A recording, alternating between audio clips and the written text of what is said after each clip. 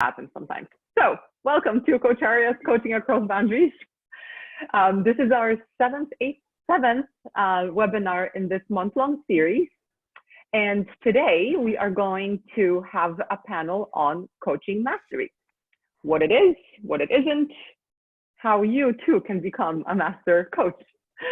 So I won't introduce the panelists, frankly, because I can't form sentences this morning very well. But I'll introduce myself. My name is Magda. I'm the CEO of Coacharya, and I'm also a client. I'm also in Ram's current ACTP program, studying to become a coach, a PCC coach, if all goes well. So joining me are trainers and master coaches, and one of my colleagues from the class, Dravan. So let's kick things off, maybe with Ram, since he looks like he's ready to go, and have our panelists introduce ourselves and today's session on coaching mastery. Ram? Yeah, hi. Thanks, Magda. Thank you very much. Yeah, we have today a panel with Cindy. The two of us, as many of you know, we run the mastery program for Coacharya. We've been doing that for the last about three and a half years. So far, I think we have graduated about 26 or 27 MCCs, and we have another about 7 or 8. As I keep repeating this, we hope that by 2020, we'll have more number of master coaches than all countries except the United States and Canada. I don't know about which trainer has produced more number of coaches. I can't get that information out of ICF as yet, but significantly higher than probably anything except maybe 1 or 2, Coach U and CTI, who've been there for years and years and years. Anyway, that's only one aspect of it. What we really would like to explore with you today is what has helped us and what we have learned, Cindy and I, over a period of time in terms of how to develop what this intangible, ineffable kind of a skill called mastery. What does that really mean? To some extent, we will try and explore that, and we will share our subjective experiences. Other than Cindy and I, there's Pradeep. Pradeep is an MCC, and he's also had several years of very, very senior level leadership experience in the banking industry. And he would like to, he would share his experiences of the journey towards MCC at that point in time, a couple of years ago. Magda and Dravan both are, as Magda said, they are in the cohort with me on their PCC ACTP program. They have completed about 60 hours, and this is not because I'm, in a sense, Cindy doesn't call me a trainer. I don't know what I am, but I'm a co-learner with them in a sense. They are operating at levels clearly high PCC in terms of their performance, and at what would be considered 60 hours even before, even the 30-hour recordings for mid-level PCC and now much higher. And we are doing things in a way which probably helps people believe that they are coaching at mastery levels, even if the hours aren't quite there or the labels aren't in sight. And we would like to explore that and probably share some of it with you. It's not in terms of any kind of a promotion, but it's a different kind of a philosophy. So one of the things I would like to start with, I'll just lay the foundation and then invite others to jump in, is, and there are many ways that we can define mastery. Magda asked me, let's do a podcast on what mastery is. In one sense, I'm completely stumped because what the heck is mastery anyway? Is it the label from ICF or EMCC and any of these kind of people? Or is it something more than that? In a very, very simple way, in a purely qualitative way, I think it's a state of unconscious competence where you just do things without even wondering about it. It's effortless. It has to be spontaneous. You have to be in what may be called a peak, you may be called a zone, you may be called the flow, whatever word you want to use. Each one of them have become buzzwords today, and people have written books about this. It's all the same thing. put in different ways, and each person trying to present it as if it's something very, very new. They aren't. They are very, very fundamentally exactly the same, like what it was several thousand years ago, and which is practiced in Zen, where the masters basically say, I'm a master, it just means I know nothing. I'm like a child. I'm curious. I'm spontaneous. I'm back to the stage where I was learning. When you are a learner, you start getting confounded, confused into all kinds of rules and regulations. Before you become a learner, you don't know anything about the rules and regulations. When you are a master, you know all about the rules and regulations, but you don't care. It's already embedded in you. And that's, you're back.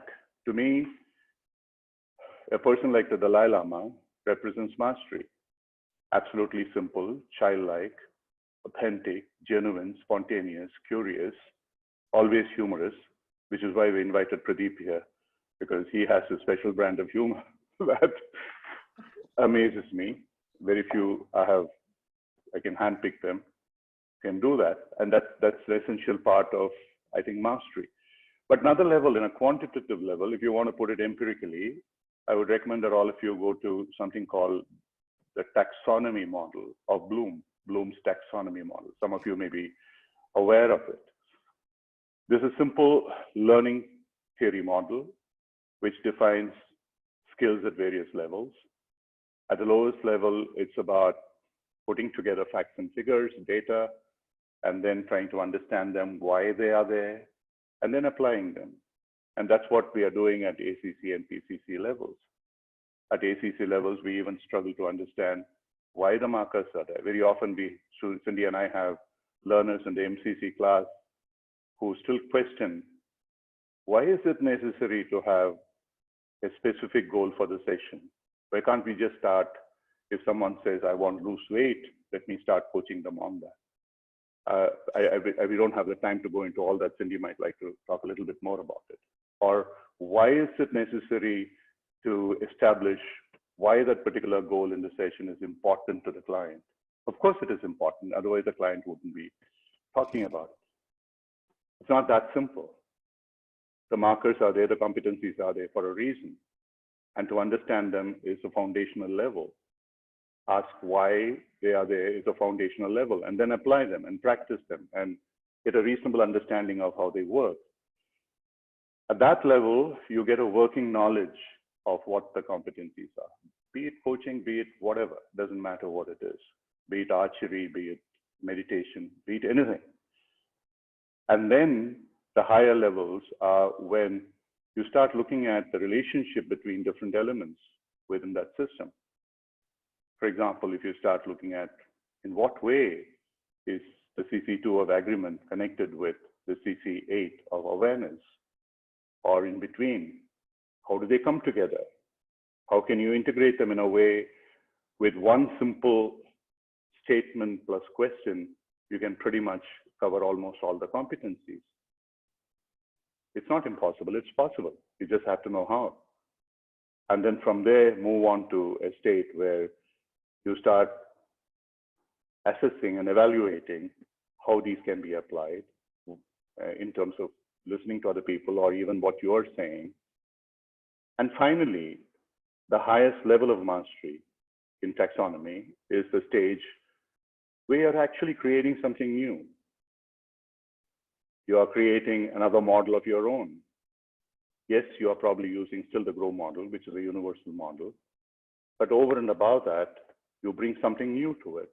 You bring another definition to how listening can be defined, or how questioning can be defined, or how awareness can be created. Like when Otto Scharmer talks about generative listening, and he doesn't even pretend to be a coach, and I see a completely new dimension in terms of how listening can be. Yes, Carl Rogers talked about unconditional positive regard and empathetic listening, and they have some elements of it, but put it so simply as something called generative listening, which is viewing the client in the way the client wants. I mean, these take you into levels of mastery. And that is why someone like Otto Scharmer today has the kind of following that he has, or Peter Senge, or Ed Shine, or Carl Rogers before that. So that is the level at which you create something new, and which is in line with your own DNA, as it were, which is authentic or congruent with what you create, and that creates mastery. Of course, the effort that goes into it is all of those steps before that, collecting what the framework is, understanding what it's about, the why of it, applying it, and then trying to link them together, evaluating them, assessing them, and finally going to the stage of mastery. It's not just one, it's an evolution from one step to another. So one of the ways that we have been trying to do this is to work with learners. Magda doesn't like me calling them learners, students, or whatever. I don't like calling them students. We'll have to find a better word, which is in between learner, student, student, learners. God knows what it is. But within that framework, how do you start with them believing that they are, like Cindy, whenever we start a class, she starts addressing people as master coaches. Make them believe, make them totally be in the space of mastery. And it's not necessary that they have to have a PCC label before. They can be completely new. They need not know anything about coaching, and still you can make them feel that they are at that level, and try and understand what those basic elements that need to come through are. So in the first 30 hours, we work with them on putting together the competencies, understanding them, and start applying them. By the time they are at 60, they move to the stage of where they are able to put the pieces together, integrate them, evaluate them, and so on.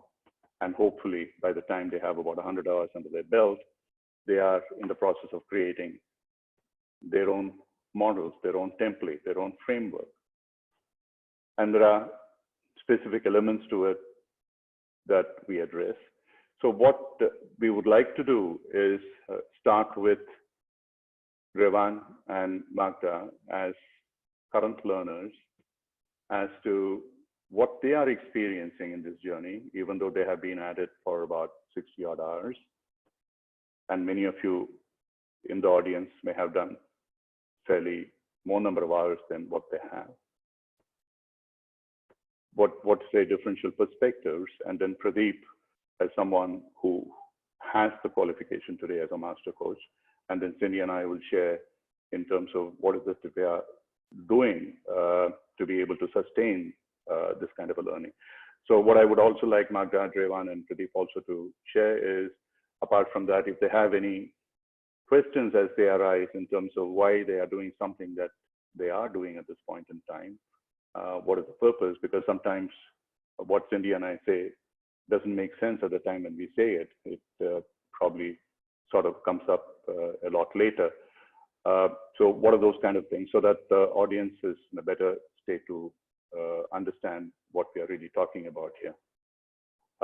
We wanted to have a demonstration session, but then we felt on discussion it's going to be too much within this 90 minutes. But if at the end of this program session today, you do feel excited about learning more about mastery, and if you would like us to have a session which is only devoted to demonstration, we could come back again, Cindy and I, and conduct a program, which is like a demo program with someone from the audience who would like to come up with a case.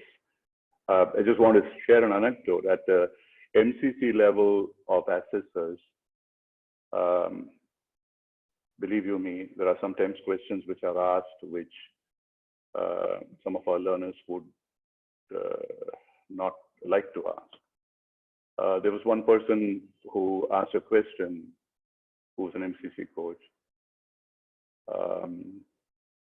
Is it correct for a coach to ask the client, what is the issue that you are bringing to the table for this session? Because it would be presumptuous on the part of the coach to think that the client has an issue. And it will be a leading question. I could only sigh because if you read Carl Rogers, one of the fundamental conditions that he puts down for therapy or coaching is while the coach is congruent, the client is not. The only reason why the client would seek out a coach is because the client needs help. The client is disempowered. If the client is already empowered, the client won't be wasting money coming to a coach or time. Of course, the coach has an issue. And if somebody starts questioning at that level or something similar without really understanding even what coaching is about. So the basic framework we would like to lay down is this. Coaching, we usually start defining as around two axes. One axis is between the past and the future, and the other is from telling to asking. Coaching is in that space, which is about the future and asking. That's a clear difference between coaching or any of the other therapeutic or the psychological interventions. Consulting, for example, is about the future, but it's telling. Counseling could be about asking, but it's more about the past. Therapy is very clearly about the telling, and it's always about the past, and sometimes it's a mix of telling and asking. But whereas coaching is at the highest level of, let's say, if you were to look at the future on top and asking on the right, on the top right, or most common. So with this basic framework, I would now leave it to the panel, starting with Raven first, Magda and Pradeep, and Cindy and I will come in after that. Thank you.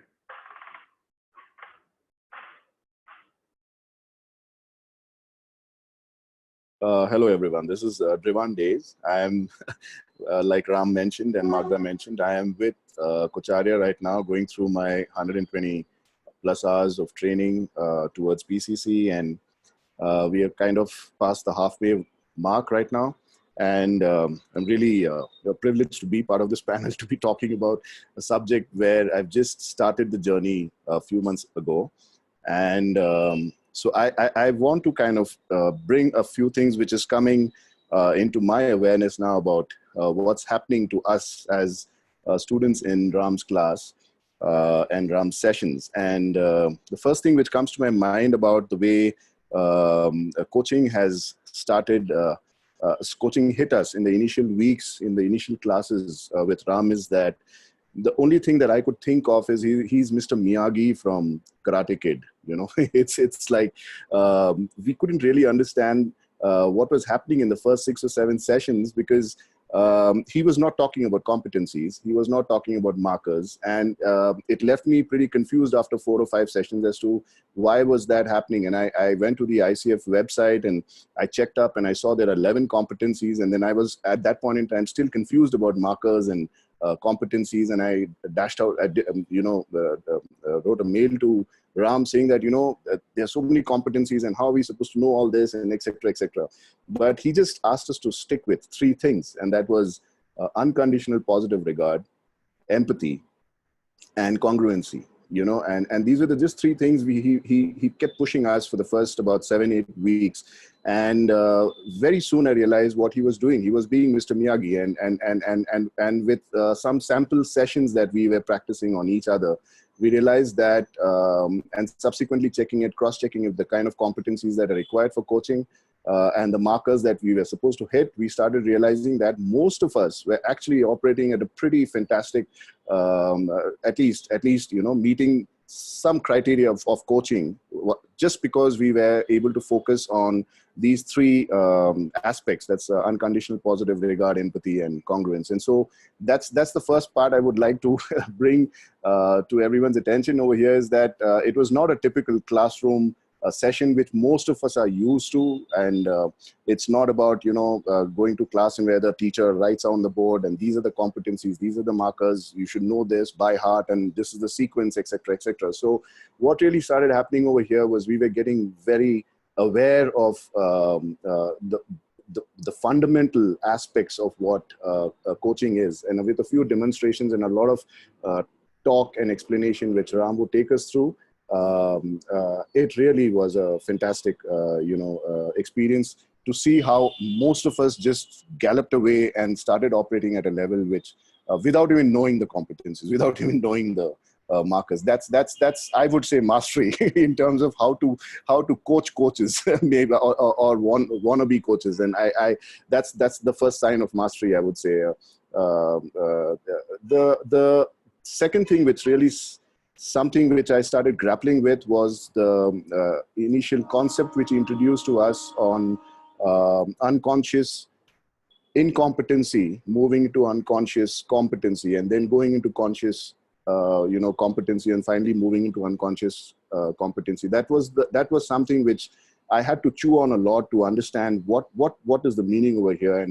And then at some point in time, we started feeling so free about all the questions that we could ask and all the mistakes that we could make, and there was a tremendous amount of freedom. So right now, Ram, when you mentioned that all this was part of a plan with you and Cindy, wherein you were extremely intentional about making us feel like master coaches right from the beginning, I think that's something amazing, because this is something I've just come to know now when you just mentioned that this was your plan all the way through. And I was wondering right from the beginning, why is it that in the second session you're mentioning that, oh, you've done that, that's like a master coach, this is what a master coach would be doing. And in the third session you're saying, oh, you did that, and that's like what most master coaches can't do, and you're already doing that. And so it's that fantastic sense of safety that we were feeling in the process, and that was really fantastic. So I mean, what comes to my mind right now is these are real,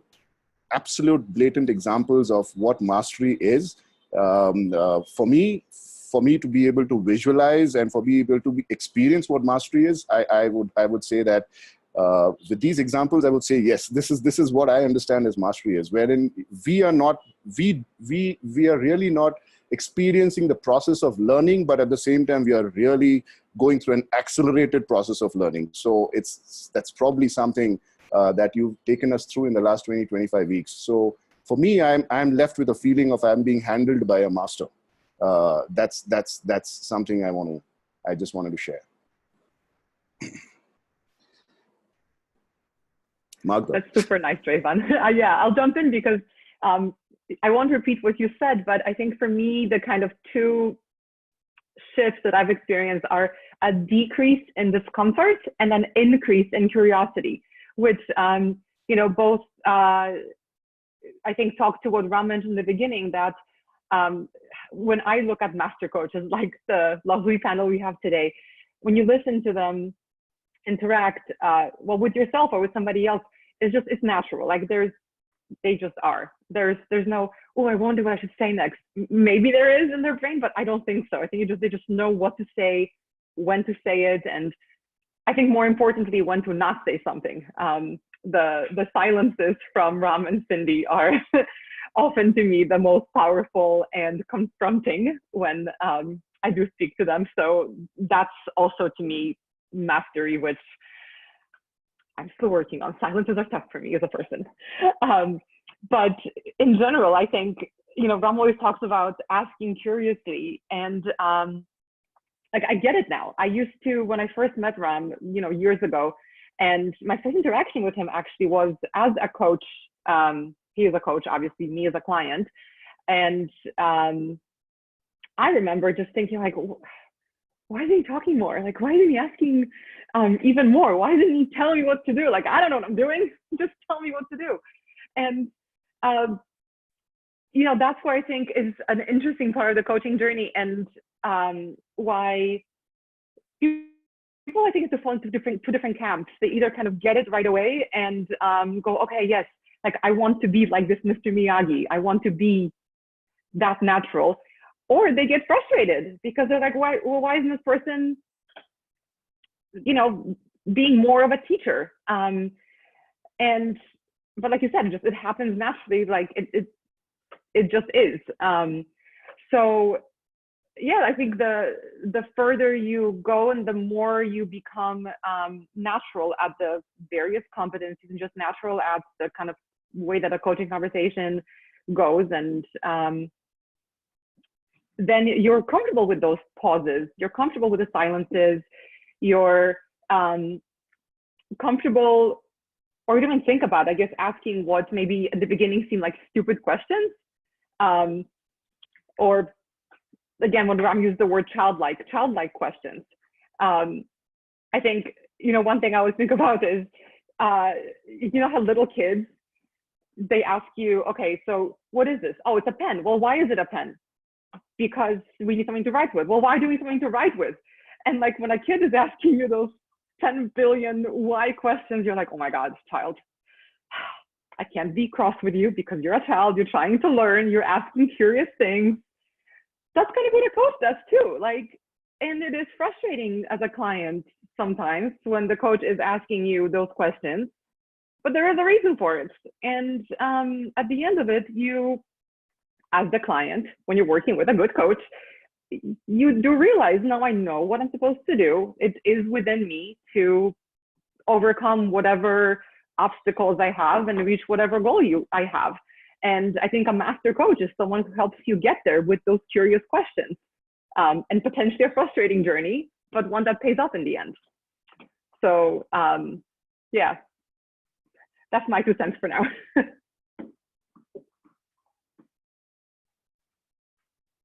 Hi, this is Pradeep.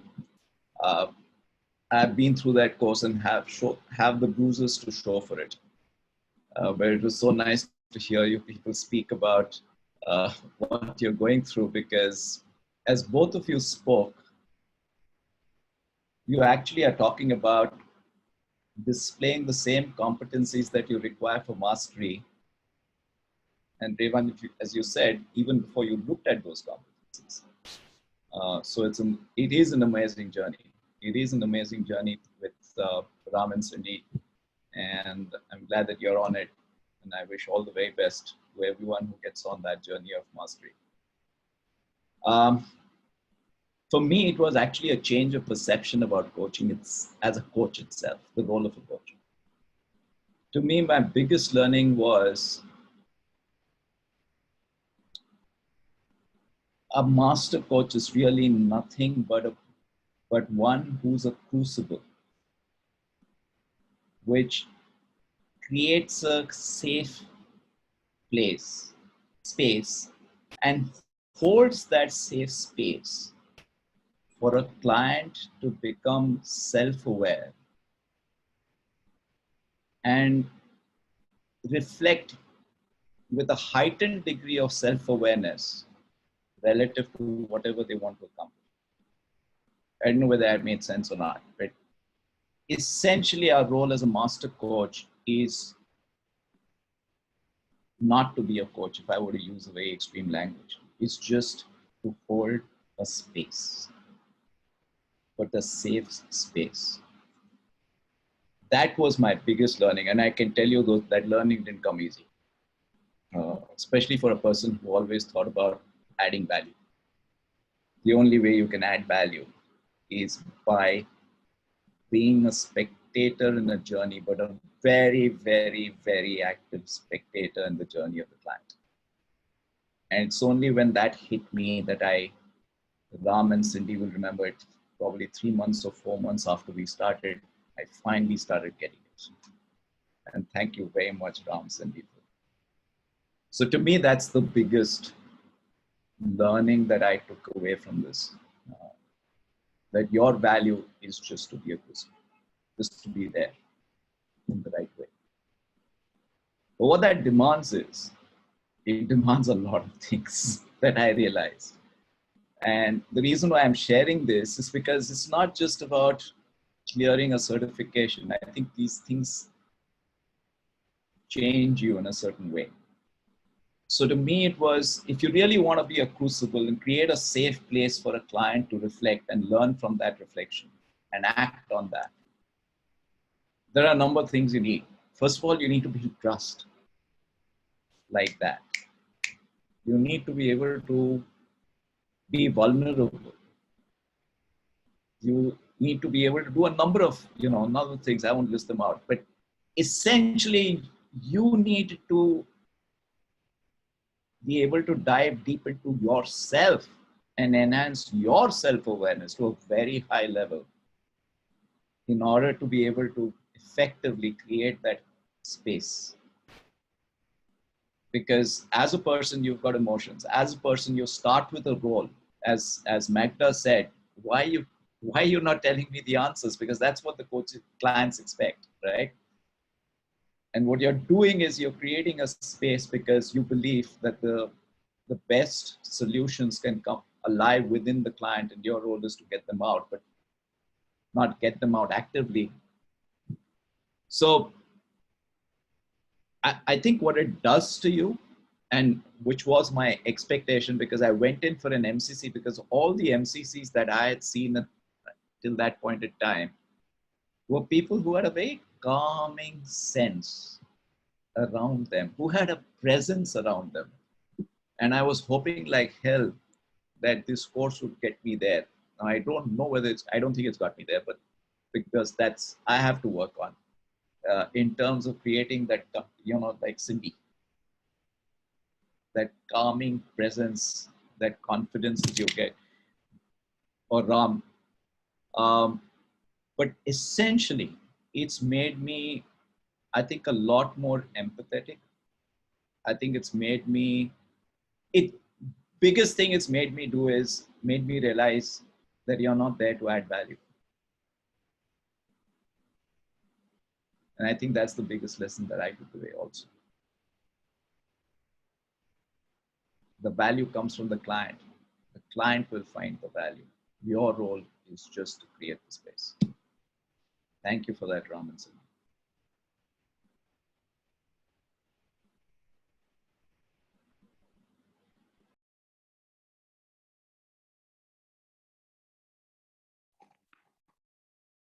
So I guess it's my turn to say something. And just after what Pradeep said, all I want to do is just sit here in silence. And I won't do that, I'll talk. So, while listening to our panel, what showed up for me was, we all, well, most coaches call themselves lifelong learners. They're just learners of life, and they have this curiosity for learning. I think that's what MCC is all about. It's like taking this lifelong passion of learning into small pieces and slowly developing yourself as you continue. Just slowly, slow steps, because it's not a big chunk of something thrown at you that you now have to demonstrate into a recording and send it off to ICF. Nothing like that. Most of our MCCs that we worked with, I can tell you, took between 7 to 8 months for a process of readiness. So when somebody says, mentoring is a minimum of 3 months and then you're ready for MCC, no, that hasn't been our experience at all. That hasn't been my experience. That hasn't been the experience of most MCCs I know. And certainly not the experience of the coaches that we facilitate learning with on our MCC program. And I'm not using this word trainers because we're definitely not trainers. And we're not training anybody into anything. And what stands out for me a lot is watching our coaches grow. That's my biggest learning and insights come from that. It's when they're struggling with something, and then I find myself in silence early in the morning with a cup of coffee, thinking about it, what could I add, or what could I say, or what's the next question? What can I do to kind of help this coach bring out more potential from them? The greatest positive regard for a client, whether it's a coach or a client, it's that word, greatest positive regard. And what could I do to help them? I'm not giving value, I just want to help them. And when they get it, and watching their faces and watching them react, I finally got it. So it's okay now, I can do the recording and I'm fine. It's that moment, then we know, we have learned. So I learned through that moment because I go back and I look at a particular marker or a particular MCC requirement and I go, now I understand this so much better than what I did. And this is like a repeated process of self-development, even for me. So this question, what is mastery? I have no idea what that is right now because it's an evolving, changing space all the time. It's one day you feel like a learner in a particular marker or in a particular something that the coach is sharing. You feel like a learner. And I begin to wonder, what is that? And how do we work with it? And a few days later, even I get it. So I find myself developing from beginner to master, whatever that word means. So it's an ever evolving space in a very gentle way that you don't even notice the journey that you're on. And I'll stop here and we can do some questions.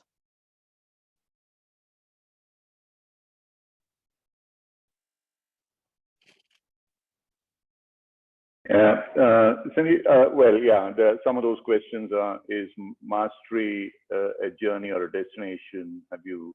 If you've got your MCC, is that a destination? And if any MCC thinks that is what it is, I think they're not fit to be MCCs. At least I can't speak about everybody, but Cindy and I, for us, it's very much a learning in progress. And each time that we work with someone, we learn from them. And that's constantly what drives us, what motivates us, what triggers us. So I mean, they're having various other questions in terms of, we don't want this to be a kind of, self-congratulatory kind of session in terms of this. It may even sound like that, but what genuinely, what Draven and Magda and then Pradeep have shared are their personal experiences, and we have seen them go through it. Pradeep feels that the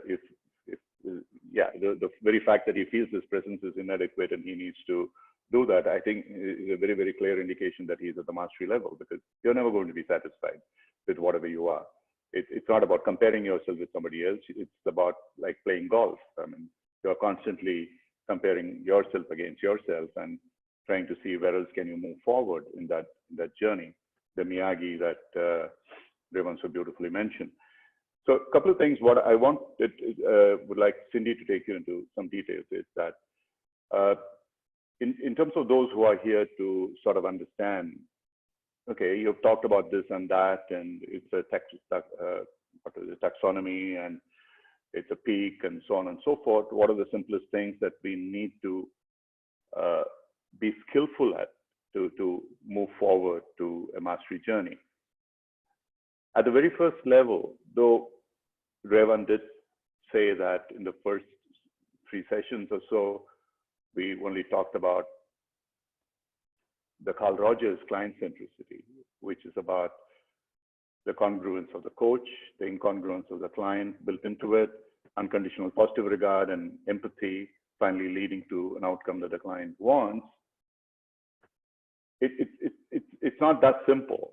One of the first things that we did in this particular class, which we have also done in the mastery classes, but usually I find it's much more successful when you start with complete learners, is if any of you haven't done it, there are 3 videos called Gloria Being Coached by Carl Rogers, Albert Ellis, and Fritz Perls.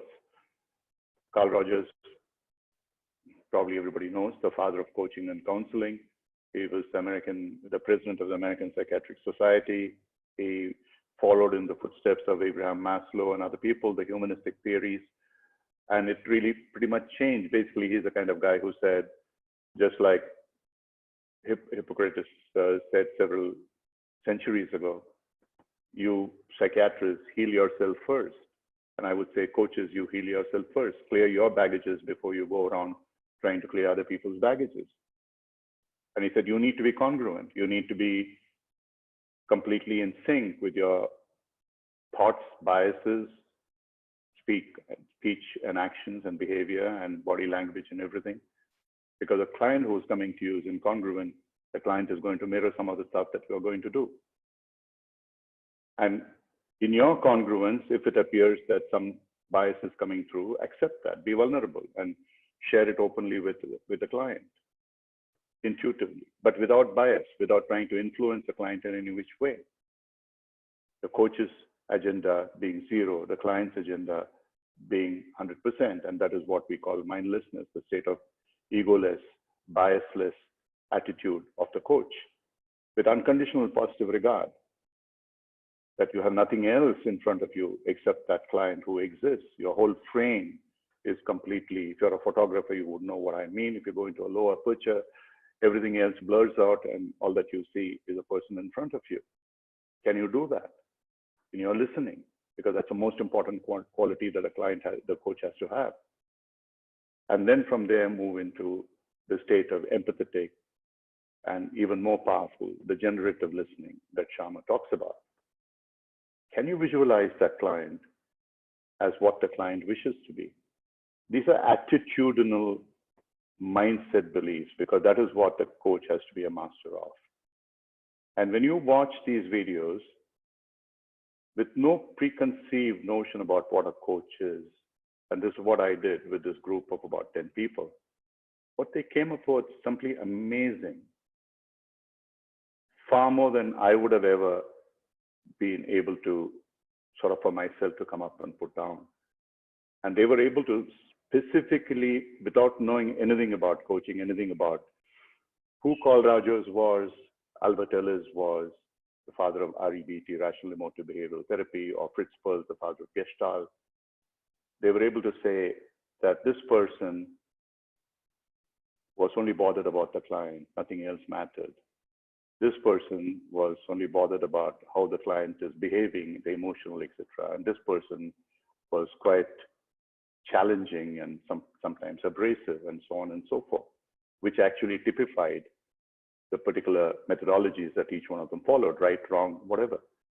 But the ability to understand where it was, and as far as coaching is concerned, the only way to follow, in my opinion, and the opinion of people who have made the frameworks for ICF, EMCC, and all that, is that of Carl Rogers, where it's completely client-centric. You are congruent, you are empathetic, and you have unconditional positive regard for the client. Now, having gotten into that mindset, parallelly, we built in the whole idea of what the competencies are. The beginning of any coaching session, a coaching session is not a coffee table conversation. It's one which has a purpose. And the purpose is to elicit and agree with the client what the client wants to achieve. Not as a dream goal, not as a vision goal. There's a beautiful model of Sir John Whitmore in terms of hierarchy of goals. But specifically within that, what is it that the client wants to achieve in that particular session?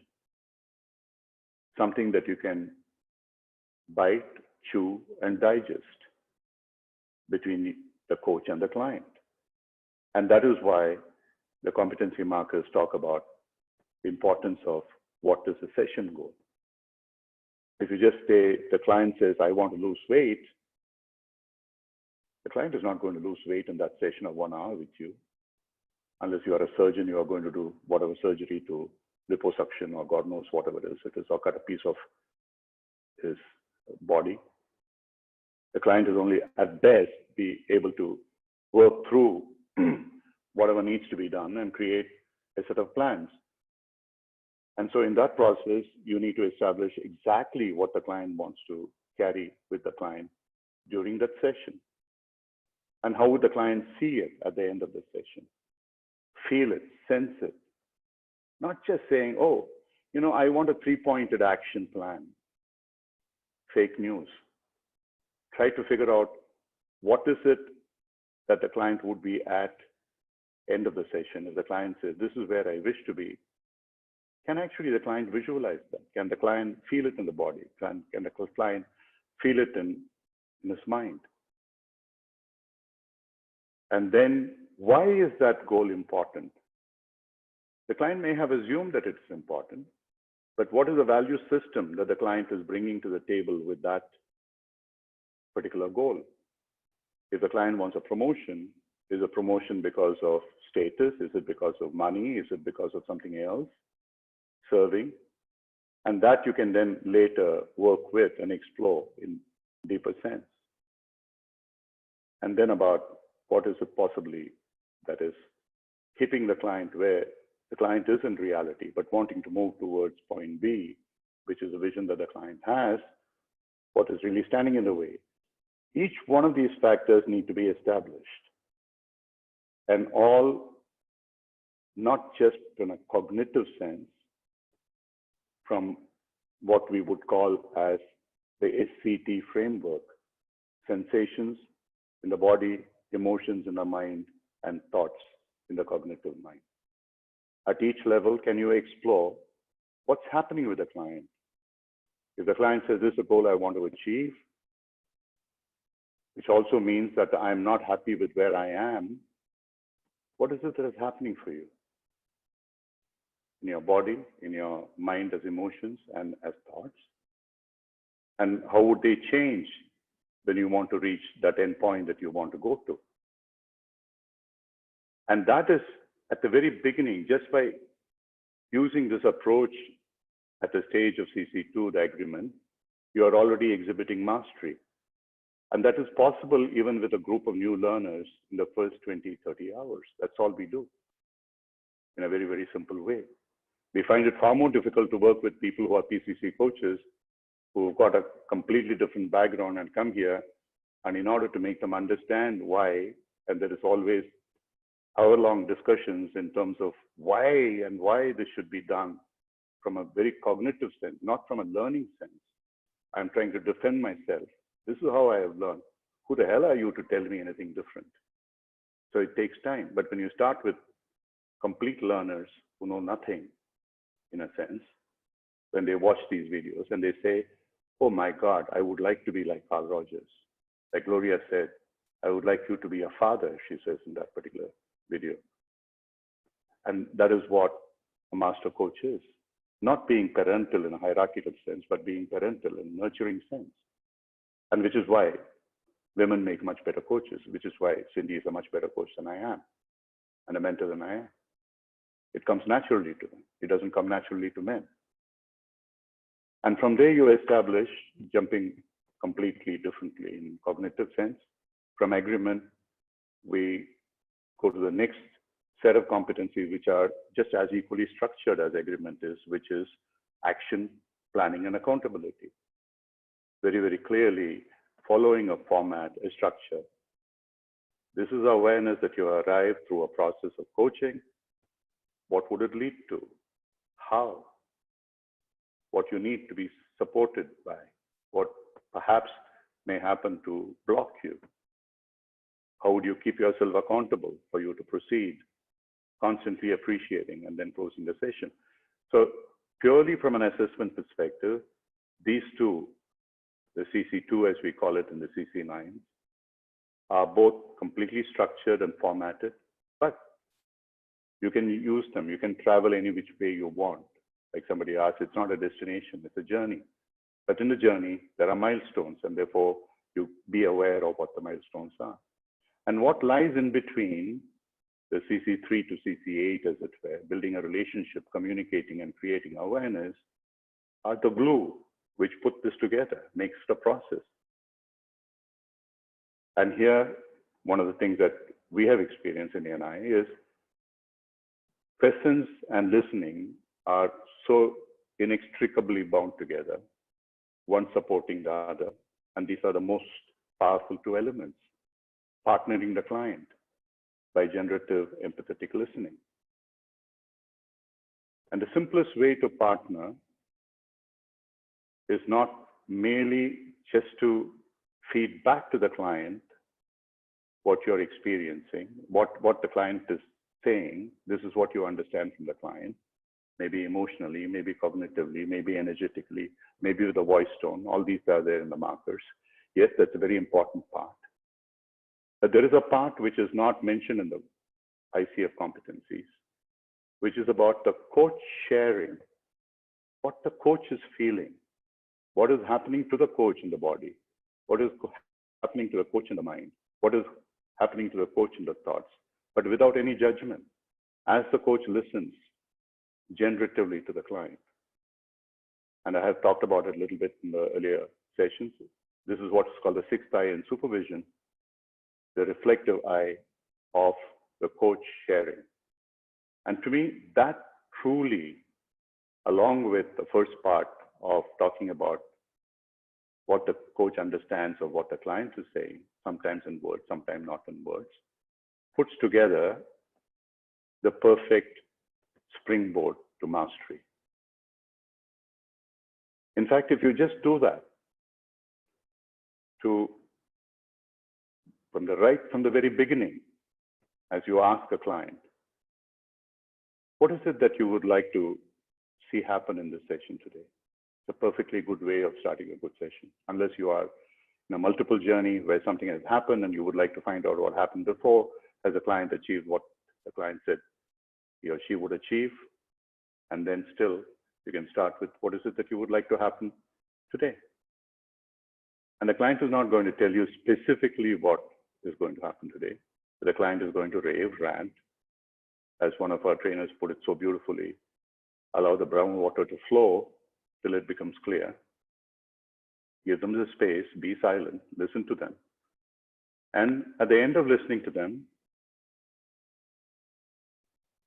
feed back to the client, this is what you felt as the body language of the client, what could potentially be happening with the client, the emotions of the client, and the words that the client used. And then also share with the client, this is how I feel.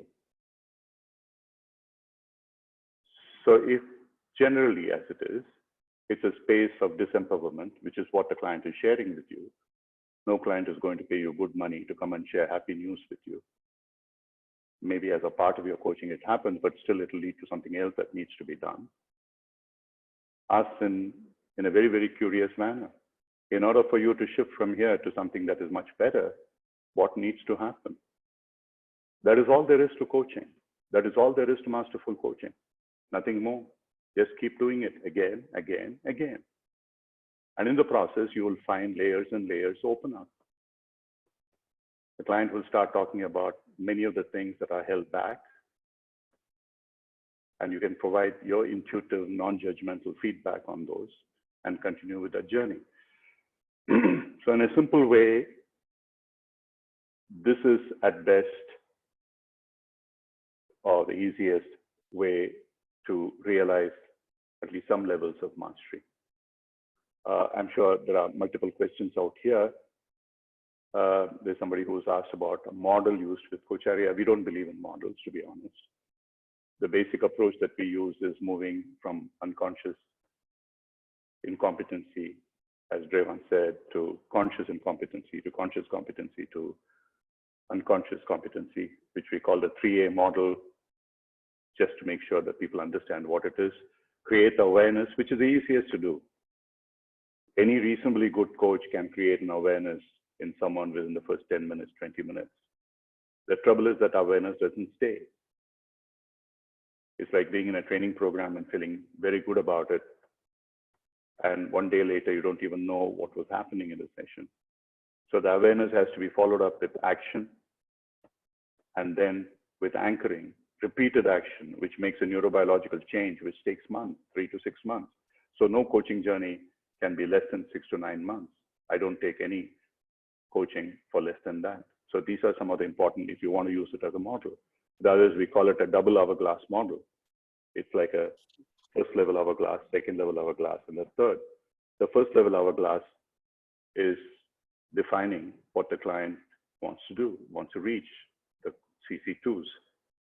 And once you have got where, you can pretty much bite, chew, and digest, and then start exploring. That's the second part of the hourglass, which is from CC3 to CC8, but actually it starts very much upfront in the first hourglass itself. And finally, you reach a point where you have a clarity in the client's mind about what the client wants to do, and then move into the last phase, 9, 10, 11, in terms of action. That could be another model. But I think the best model still is Sir John Whitmore's model, GROW. It beautifully describes everything that you need to do as a coach. There's a goal, there's a reality, there's a gap. And how do you move from the reality to the goal? And what are the various options? And how do you work upon it? The W. You call it the will, you call it the who, where, when, what, etc., whatever you do. So these are some of the simple tools and techniques that we can do. We can talk about it a little bit more. We still have some time. I doubt whether we will have time for a demo. I'm sorry about that, because for that, we do need some space both before and after. But we'll be more than happy to schedule another session. Just let Magda know and she would arrange with us. And now, Cindy, I want you specifically to talk about, because I mean, I don't want to embarrass Cindy, but she's the best mentor that there is. Okay, I struggle through with half a dozen mentors, all MCCs in labels, and still struggle to get to my MCC. And it was with her that I managed to reach that by pointing out some very, very simple things. Simply by telling me, you are a master coach, but when you start coaching somebody and you are being recorded, you are not being a master coach. And that's all there is to it. And once that realization sank in, and I learned how to be authentic and genuine, and this is what we now communicate to others as well, it was a breeze. And so over to you, Cindy. So what I want to say first, just to clear this up, when Ram talks about me as being better than him and the best, don't listen to him. Listen intently. Just don't listen. Listen intently and believe. Pradeep, you could just be on my side here. Don't listen to Ram. But what I want to say, this is more important. That was a joke. All of us have mastery in us. All as coaches, all of you as attendees, us on the panel, we all have mastery in us in some way or form, but we all are masterful. And when a coach gets onto the journey of coaching, as Ram described with the new coaches, it's all about just helping that coach to highlight what's really masterful in them. So you're highlighting the strengths and you're helping them develop on those things that are not so masterful for them. But starting from a point where abilities, talents, and gifts begin to show up is much easier than telling somebody you're not good at something. And that I do believe this is working in the space of greatest positive regard for somebody. So having said that, I want to engage more. So I want to do some engagement here with Pradeep on what was some of his masterful moments on the coaching journey and those times that he really probably wanted to come through the screen and say, no, I'm not doing this anymore. You're not so good moments. All. Go ahead, Pradeep. So let me start with the first, because those are the things that coming to my mind straight. So, you know, like everything else, to get to mastery, there is a process. And Ram and Cindy take you wonderfully through the process. The only problem is, for a person like me who doesn't like process to begin with, it was extremely painful. And I think I got on their throat a number of times offline, right? Wrote stinkers. It's only, it's only when, for me actually, when that switch turned, when I realized that as a coach, my biggest value is to create a space and nothing more. That's the time I realized how the process actually builds the competencies in you to do that. And that, dear friends, took me 3 months. Now, I may be a slow learner and it need not take everyone 3 months, but that was the journey. So that was the, the unforgettable moments were, the painful moments were that first 3 months of the process of, those competencies. I still don't know what the competency markers are. I know there are 11 competencies, right? So I don't know what CCX is, CCY is, and it used to drive me nuts. I always had a reference sheet in front of me to look at what the hell they're talking about, right? So those were the painful moments, and that's why I say I did mean it when I say I have bruises to show for it. But when that switch happened, and I think it happened in our cohort or in the group that we were in for quite a fuss at the same time, in different ways, and that's the beauty about this program. It's for everyone, it's a little different, I think. So when that switch happened, and I realized what I had said earlier, which I'm not going to repeat, as to what the role of the coach is, I think that was the biggest learning. And the more important one for me, Cindy, was that learning is about, you can be the best coach when you're not trying to add value. Mm. That's lovely, right? Yeah, it's very liberating. Oh yeah, I was going to say, just so frees up yourself, because you don't need to do all this thinking for the client. You don't need to like figure things out for the client. The client has the ability to do that, right? Yeah, absolutely. You got to believe in it.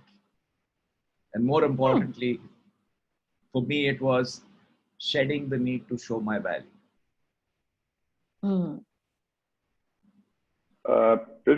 Just a thing that I like to add is, while we did try that to some extent at the MCC level, the mastery coaching thing that you all went through, probably we need to do more of that. What we are trying to do in the cohort level now that I'm working with Revan, Magda, and others is using it as much as possible for self-coaching. Yeah, yeah, it is something which I was surprised at the amount of impact that it produced. At one level, I was trying to do that for the person to understand a little bit more about themselves, but it helped anchor the markers much, much better. They were able to do that. And Prevan and Mark Dano, there were some who basically, they're absolutely great, but they lack confidence. And that ability, that confidence came through when they worked through themselves, ask themselves questions. So one of the things that for me is, more and more, I'm convinced that the coach needs to self-coach himself or herself, or get someone who's really very good supervisor to work with them, so that their own blocks, their own limiting beliefs, they become aware of and they're able to work on them. I'm not saying they're going to be completely, none of us ever is going to be till we are 6 feet under the ground or burned to a pile of ashes, but there's a lot that we can do to move from where we are into a much, much better space. And somebody asked about, can you define congruence a little better? I can't define it any better than Carl Rogers does. Very simply put, he says, that is when whatever you are thinking deep within is in alignment with the way that your body reacts and the way that your words come out. And then in explanation of his unconditional positive regard, he says that I'm no Pollyanna, that I don't believe that everybody is absolutely ideal. This word is utopian, it is not. And therefore, there are people with whom, when I interact, the clients, that I do have a judgmental feeling that is coming out of me based on my own conditioning, based on who I am, because Carl Rogers was brought up in a very, very Christian environment. And he said something which was supposedly unchristian was something which did bother him. But his point was, that is none of my business. And so I have this feeling, and if it is necessary, and if it is affecting my judgment in some way, I would explain to the client, this is what is coming up for me. I just would like you to be aware of it. And then they both decide whether they want to continue as a coach and a client. And if any of you, those of you who have listened to Carl Rogers coaching Gloria,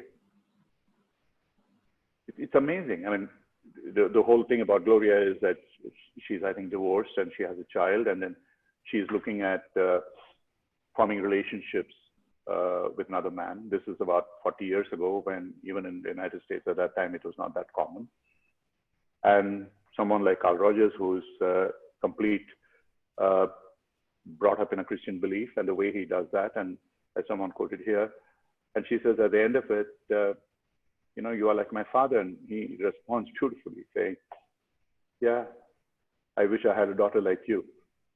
So it's unbelievable. I mean, the kind of what comes out. And if you read the story behind it, this particular series of 3 coaching sessions were videographed by a guy who was a psychiatrist. He wanted to compare different models. And he was originally a follower of Fritz Perls. Somebody has asked me this question. I'll just very briefly answer it. Fritz Perls' Gestalt is a fantastic process, but Gestalt can be tough. Gestalt can be very client abrasive sometimes. So it all depends upon the practitioners. Fritz Perls was one of those who his abrasion showed. And if you watch that video, that shows. I had the good fortune to work with Dick McHugh, who also did a little bit of, I didn't do the full course with Gestalt with him, but I did some of it. And he was amazing. He was a Christian Jesuit priest, and his understanding of, on one hand, about Gestalt and NLP and so on and so forth. He was a master in these, great master, grandmaster, as well as about Eastern philosophy. And he worked with, what's his name from Pune, the Sadhana, Tony DeMello, amazing person who's written some beautiful books. So these are people who really showcased that approach of something like Carl Rogers, uncontrolled, someone who's been in the presence of someone like Dick McHugh. You can just understand what I mean. They were exemplary in that state. So at the end of it, I think a coach has to be congruent in the sense that you cannot pretend who you're not. You cannot hide all your feelings, all the baggage that you're carrying. Oh, it doesn't matter, I am this way, but I'm able to help somebody else who has the same problem. How can you? If you have your own insecurities so badly affecting you, how can you work somebody else and get them out of the insecurity? There's no way that you can. And believe you me, and I'm sorry to say this, 80% of the coaches that I meet are like that. They have their own, they have their own baggage, so much of it, and then still they believe that, yeah, that is okay, but I can coach somebody else. It's not going to lead anywhere. So the first step is understanding yourself. First step is self-coaching yourself. And during the process of coaching, can you reach a point where at least you are aware of what your blocks are? And that's what Pradeep is saying. And that's what many others in our program during that process, they realize that these are some of the things that are blocking us. And some, like Pradeep, are vulnerable. He came back to me. He challenged me. He says, you've got to justify what you said about me in class. And we had a long chat. And that was probably the time when the switch went on. And this has happened to several people. Cindy and I do not just a training, but it's not training, honestly. It's coaching. And we work with individuals outside of it. We don't count hours. It's supposed to be a 75-hour program. We probably spend twice that amount. But essentially, it's about working with the other person, making sure that the person is ready. And I believe it doesn't have to happen at the PCC level. I think it can happen with a person who doesn't know anything about coaching as well. Absolutely. It's probably easier because they don't bring baggage there having learned from somebody else, something else, where it's not purely the Rogerian approach, it may be something else. And this is how I interpret. I don't want to name names, but Cindy knows this. We had some people coming from some institutions where the unlearning part of it was the most difficult in terms of to get them to accept even the concept of an unconditional positive regard. Why should I have unconditional positive regard for someone else? My simple answer to that is don't be a coach. It's okay. If you don't like the heat, don't be in the kitchen. That's all there is to it. And if you don't like the water, don't be in a shower. So same way, if you don't like to be unconditionally positive towards somebody else without bias, without wanting to really help that person, there are much better ways of dealing with yourself in other areas other than coaching. Why torture somebody else as a coach then? So these are, these are some of the questions that get thrown at us, and I just would, people need to think about it more before they question that. Okay, sorry. Yeah, Ram, there's something else I'd like to add, if I may, to the question on congruence. So one is the congruence within yourself, which I agree with you, Ram. It's extremely important. The second is the congruence with your client through the conversation. And there was a question, I raised this because there was a question from Amitabh who sort of asked about how did your client experience the mastery in you, right? How do you know that? And Rama did answer, and I have friends out here on this group like Rama and Vijay were great coaches, and I'm sure you'll agree with me, Rama, Vijay. The other part about congruence is you just feel it. It's just there, or it's not there. I can't define it. The mastery level, so Amitabh, to your point, that mastery level thing is when you feel a congruence with your client, and I don't know how to express it in words. I think Rama's given you a very much more concrete answer as expected from Rama, but you just feel it, and it's happening. And I think one of the ways one can define it is, I think that's the time that silence starts speaking from both sides. Absolutely. I want to add another point to what you're saying on this word congruence, and a very simple one. You listen to a coach talk to you, and they're so easy and comfortable, and you just get a sense that this is somebody I want to engage more and more in conversation with. And that very coach gets into a coaching session, puts on a coaching persona. That's it. And suddenly there's somebody else. So congruence is also who you are as a person and how you show up in your coaching. Now, having said that, it doesn't mean that in your daily life, if you're using a different kind of language and speaking, differently with friends, that is a language you bring into a coaching conversation. It may not be the case. But in a general way, it's who you are as a person, how you're showing up as a person, and are you getting into the coaching space and wearing a cap on that's totally different, It makes me sometimes want to run away and put a pillow over my head when I hear somebody speak in a coaching voice that sounds all authoritarian and different. Like, I'll tell you what to do and you go and do it.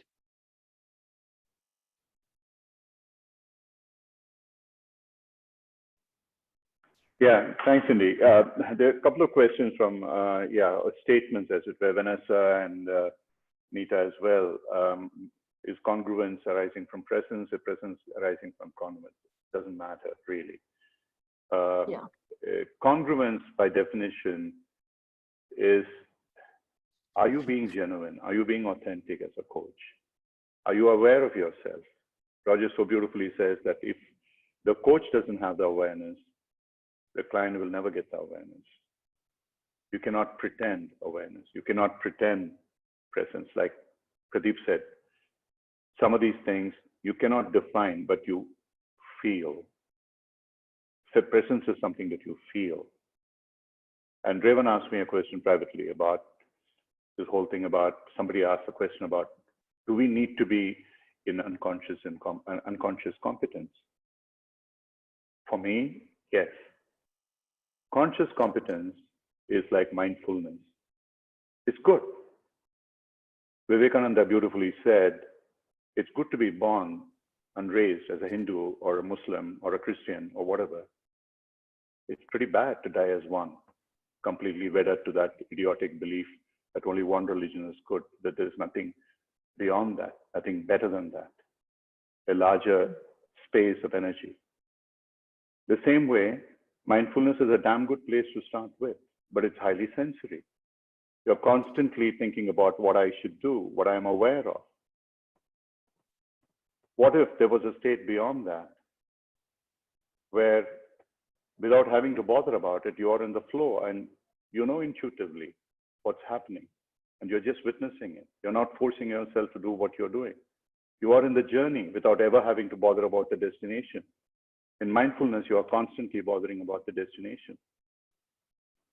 And that's really the difference between conscious competence and unconscious competence. In unconscious competence, you don't worry about the destination. You are in a journey, you are in a role. John somewhere talked about the roller coaster in Dubai. If you can be there without having to scream in pain and fear, but you really enjoy it, you are in unconscious competence. So whatever term you want to use, whether it is congruence, whether you want to use the word presence, very often we simply call presence as absence. The absence of ego, the absence of bias, the absence of the influence of the mind. And that creates a presence between you and the client. As Pradeep said, when there's a client in front of you, and when you are in that space, the client knows it. It's no longer communication, it's no longer conversation, it's a communion. It's an energy connection that happens between you and the client. Believe you me. You just have to try it and you have to experience it. And if you can do that, then you are truly at the masterful stage, at least at the beginning of the masterful stage, because I don't really truly know what is at the end of any masterful stage, just the beginning.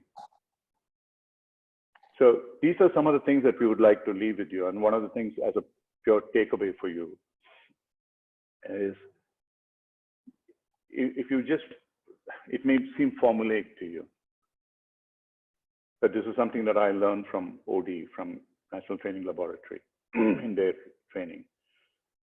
The SCT process of sensations, emotions, and thoughts.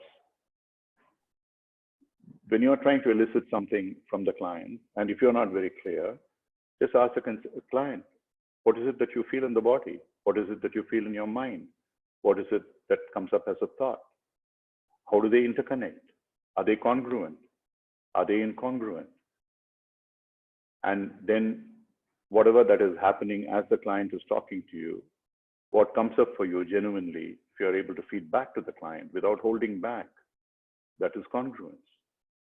But feed it back in a way that it's appropriate. That is for the benefit of the client. That is unconditional. And if you do that, you are moving constantly towards the mastery state. Yeah, anyone else? I see Shanaz is there. Shanaz is there. Yeah, Pradeep, please. I was trying to send a quote. I don't know what the link I sent, but here's the quote. Can I just read it out for? Yeah, please. Since you asked a question about mastery, it says, the artist invites the spectator to take a journey within the realm of the canvas. Without taking the journey, the spectator has really missed the essential experience of the picture. I don't know whether it made sense to people, but I found it very meaningful. Absolutely. You know, Beautiful. without going too much into it, so there's this person I know who's a phenomenally good photographer. Once I was with him, carrying his tripod and stuff along, and it took 1 hour for him to finally click the shutter. I said, what the heck are you doing? You could have taken 100 pictures and one of them would have turned out all right. His answer to me was that scene had to tell me when to take the picture. Mm. And I think that is mastery. Oh, And what you're saying is exactly that. If you're an artist, be a Picasso or a Van Gogh or Rembrandt, whoever it is, they waited for that moment when they had to put their brush to the canvas. And it's true of any mastery. And the same is true of a coach. If you're really operating at that level, the client, the situation, the presence tells you what you need to say. You don't have to think about it. It has to be spontaneous. That's all there is. Yeah, sorry, Shani. Yeah, I wanted to check with Drain and Magda because we haven't heard from them again. If they have any questions, they're listening to all this master talk, mastery. Do you or Magda have any questions, Drain? Yes, thanks, Cindy. So I just wanted to kind of bring out that it was initially difficult for me to understand when Ram started using the word mindlessness during our sessions. And all of us are kind of used to the word of mindfulness. And that's kind of a buzzword in the corporate world. And there are a whole lot of capsules which people, promote as coaches and mentors and facilitators. But it also kind of, he correlated it to what Otto Sharma calls as mindfulness. That is the capacity to attend to an experience in the present moment while paying attention to your own attention itself. I mean, that's what Otto Sharma labels mindfulness as. As against that, when Ram explained what mindlessness is to us, that's when it kind of, using the same definition, it helped me understand it better, because when he kind of explained it to us that when you are unaware about your awareness of your awareness is when you become mindless.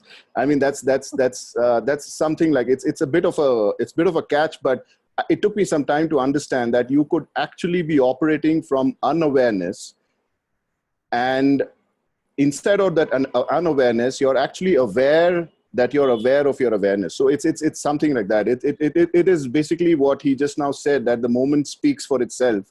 And what we understood as students in his classes, I speak for myself actually, is that when the competencies start using me, rather than me using the competencies.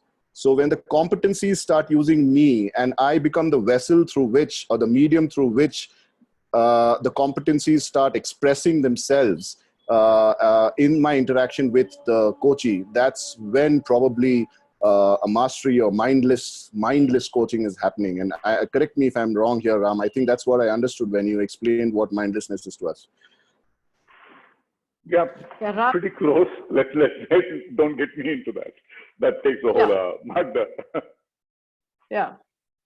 It takes more than an hour. We've actually done several webinars and articles on this. So anyone who's interested, check out our blog and YouTube channel. But mindlessness is, it is pretty cool. And, at the beginning of this session, we talked about mastery being natural, just doing it. And, along with, maybe more so than Drayvan, I have a long way to go to get to that state.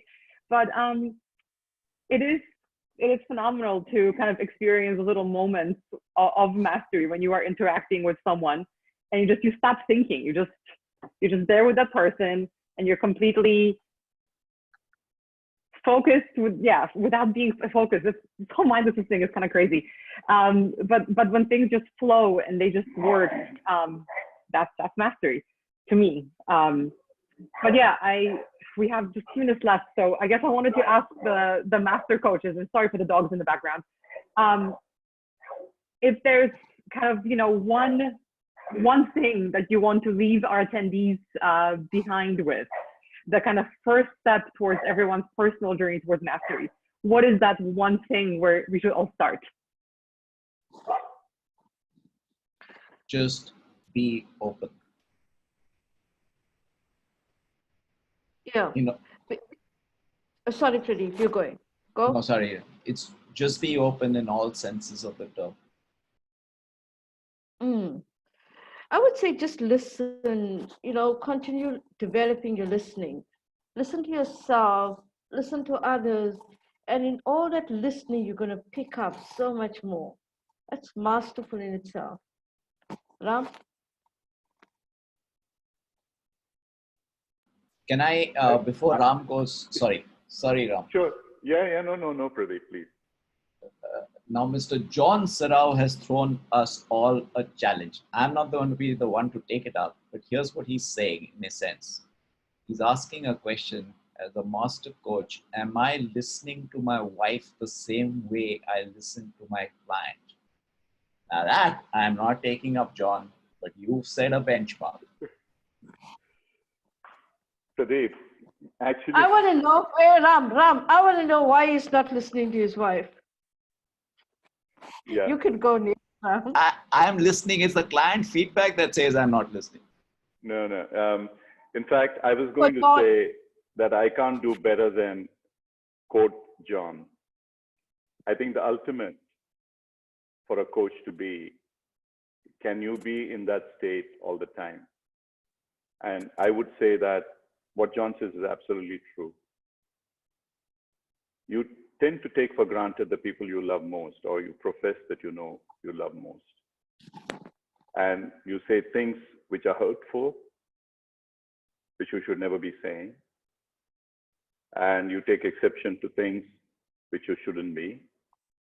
And therefore, if we believe that we are coaches, are we in a position to expand on that unconditional positive regard, which I'm sure we all genuinely feel, but exhibit it in a much more powerful manner to those who we love?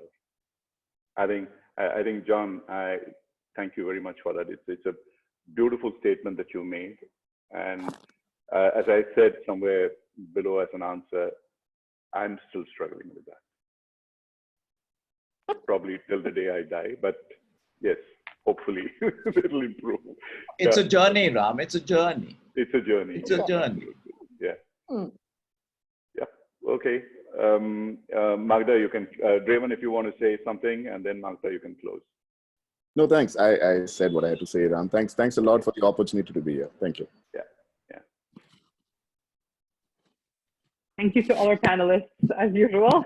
This whole session was a journey, and whole month is a journey, and I think we're all better for it. And what's been interesting for me is just how much I'm taking for granted actually in the coach training, surprisingly, because this session I feel like was almost like a crash course in what happens in the coach training, and a lot of things, a lot of concepts that you just mentioned in passing, or phrases, 2 years ago, I would have either not even noticed them, or I wouldn't understand what the heck they mean in the context.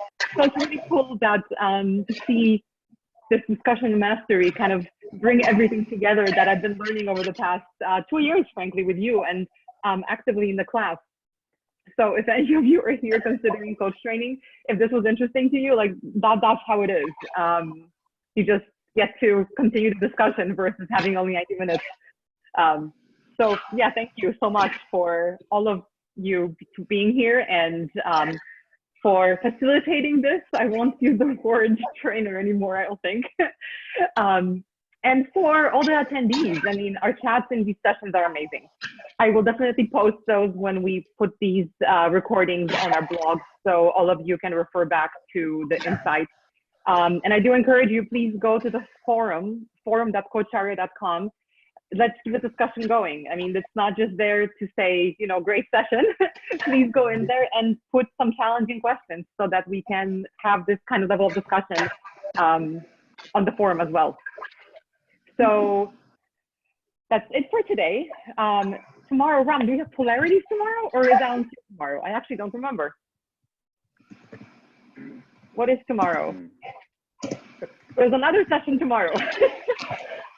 I told you guys, I didn't sleep very well last night. So yeah, same time, same place, different tomorrow experts. is polarities.